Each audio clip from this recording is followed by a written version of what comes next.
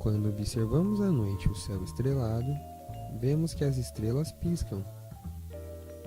Entretanto, no espaço fora da atmosfera da Terra, como pode ser observado pelos astronautas, a luminosidade das estrelas é constante. As estrelas piscam porque os raios de luz sofrem pequenos desvios ao atravessarem a atmosfera. Este efeito está relacionado com variações no índice de refração do ar. O índice de refração está associado à velocidade de propagação da luz no meio. A experiência mostra que a velocidade da luz no vácuo é constante e é igual a 300 mil km por segundo. Em qualquer meio material transparente, a velocidade da luz representada pela letra C é sempre menor. O índice de refração do meio, representado pela letra N, é definido como sendo a razão entre a velocidade da luz no vácuo e a velocidade de propagação da luz no meio. Então, no vácuo, N0 é igual a 1. Para a maioria dos meios materiais transparentes, N varia entre 1 e 2,42. O ar apresenta índice de refração de 1,0003, a água 1,33, o vidro comum 1,52.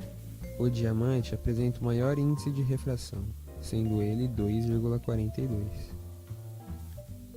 Muito bem, uma vez introduzido o conceito do índice de refração, vamos ver agora como a variação desse índice também afeta a direção de propagação de um feixe de luz.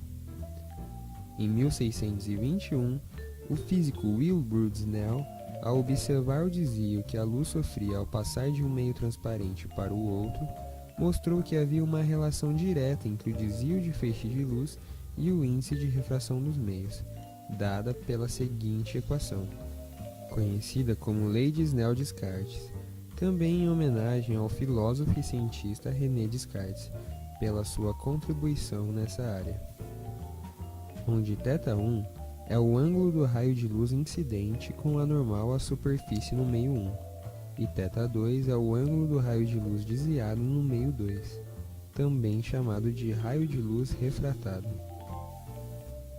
De acordo com a lei de Snell-Descartes, quanto maior o índice de refração, maior será o desvio de luz refratado. Vejamos alguns exemplos para um feixe que se propaga no ar e sofre refração na água e no vidro. Como o índice de refração do vidro é maior que o índice de refração da água, o desvio do feixe refratado será maior no vidro, ou seja, para um mesmo ângulo de incidência, θ1, o ângulo de refração no vidro é menor que o ângulo de refração na água. Da mesma forma, o raio de luz de uma estrela ao atravessar a atmosfera da Terra é desviado por flutuações no índice de refração do ar, associado às variações de densidade.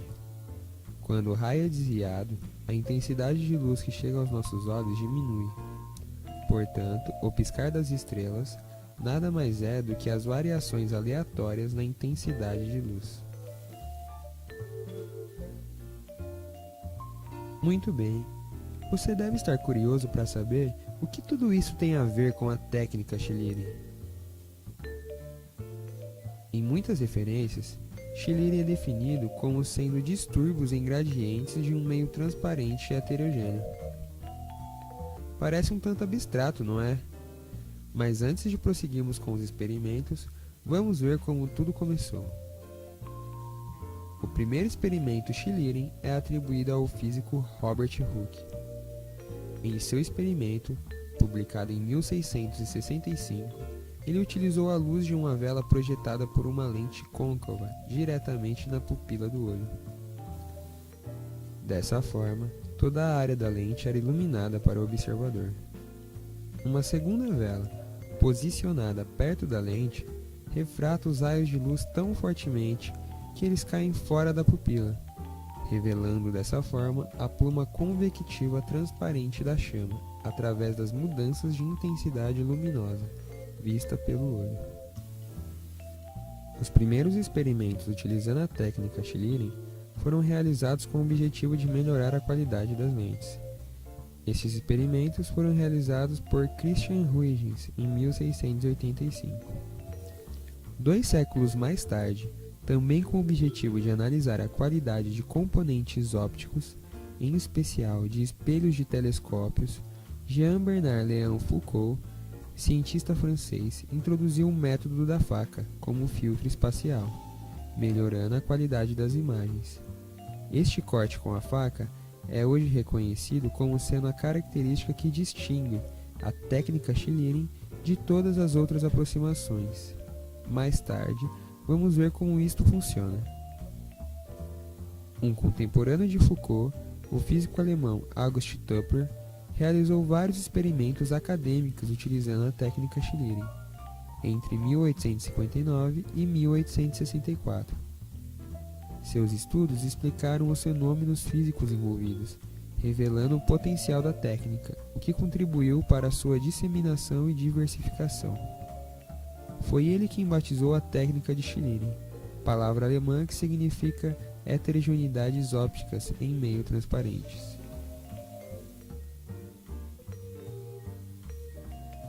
Vamos ver agora uma montagem típica da técnica Schlieren. Os componentes ópticos necessários são uma fonte de luz pontual, duas lentes côncavas, pode-se usar também dois espelhos côncavos, uma faca e um anteparo para a visualização da imagem. O primeiro passo é ajustar a distância entre a fonte de luz e a lente. Nossa referência para isto é a distância focal da lente. Quando a fonte de luz estiver a uma distância menor do que a distância focal, o feixe de luz divergirá. Quando a fonte de luz estiver a uma distância maior do que a distância focal, o feixe de luz convergirá. No experimento Schlieren, a fonte de luz deve ser posicionada no foco da lente, de modo a se obter um feixe de luz paralelo. Com a segunda lente, o feixe de luz será focalizado novamente e resultará em um disco claro quando projetado em um anteparo, posicionado a uma distância maior do que a distância focal dessa segunda lente. A região de teste é aquela que entre as duas lentes, onde o feixe de luz é paralelo. Colocando-se um objeto nessa região, uma imagem invertida do mesmo será projetada no anteparo. Dessa maneira, imagens térmicas como a da chama de uma lamparina podem ser visualizadas no anteparo. Essa técnica é conhecida como shadow graph. Variações na densidade do ar, produzidas pelas correntes ascendentes, desviam os raios de luz, produzindo regiões claras e escuras no anteparo, permitindo assim a visualização dessas correntes. O contraste da imagem pode ser melhorado com a introdução de uma faca no foco da segunda lente. A posição ideal da faca deve ser tal de forma a reduzir pela metade a luminosidade no anteparo. Um raio de luz refratado por uma variação de densidade no meio pode ser bloqueado ou pode passar pela faca, dependendo do desvio sofrido. Como metade dos raios que não sofrem desvio algum são bloqueados pela faca, o contraste da imagem é melhorado. Essa técnica é denominada Schlieren.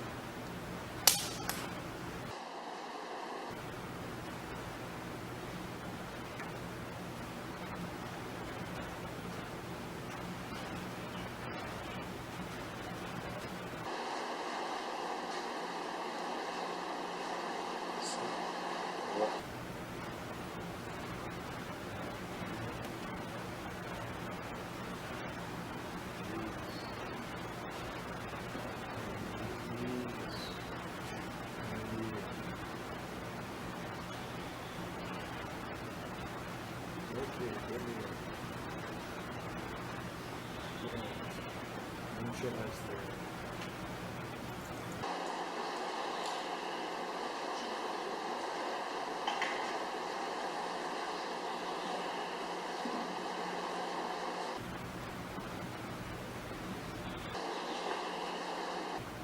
Isso.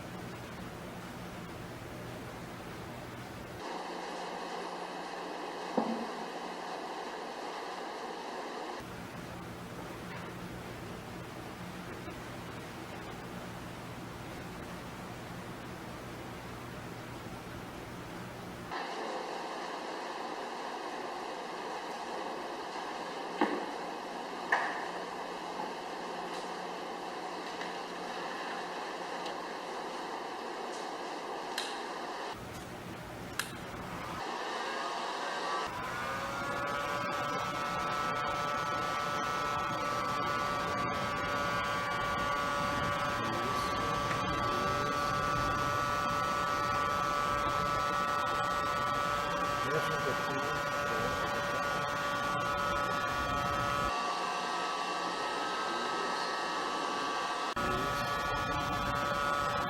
Desliga.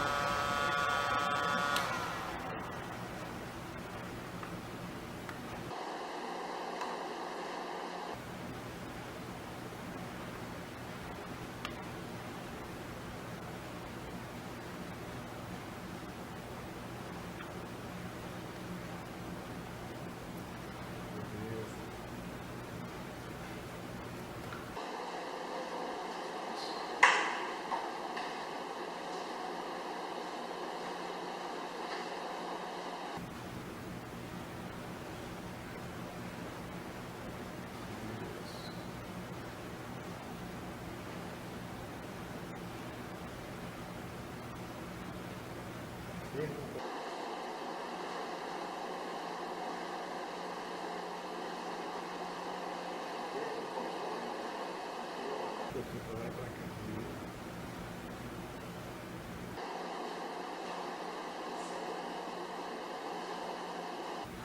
Um pouquinho mais forte. Isso.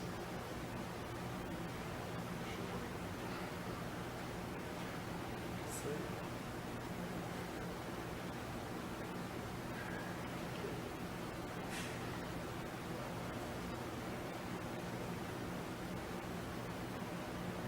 Aqui. Show.